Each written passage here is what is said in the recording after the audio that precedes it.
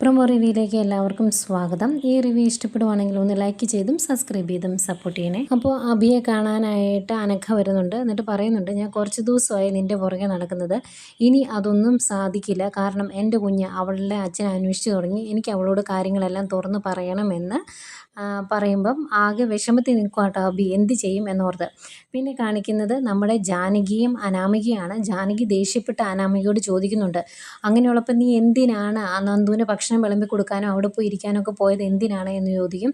നേരം ദേഷ്യത്തോടെ തന്നെ അനാമികയും പറയുന്നുണ്ട്, ഇന്നിപ്പം ഞാൻ ഭക്ഷണം വിളമ്പി കൊടുത്താലും ഇല്ലെങ്കിലും അവൾ ഇനിയും ഇവിടെ വരും, അനിയെ കാണുകയും ചെയ്യും, അവർ പരസ്പരം കാണുകയും ചെയ്യും. ഏത് നിമിഷവും ഈ വീട്ടിൽ നിന്ന് ഞാൻ പുറത്തേക്ക് പോയേക്കാം, അതിനുള്ള എല്ലാം ഇവിടെ ഉണ്ടാകുന്നുണ്ട് എന്നൊക്കെ പറഞ്ഞ് ആകെ ദേഷ്യത്തിൽ നിൽക്കുവാണ് അനാമിക.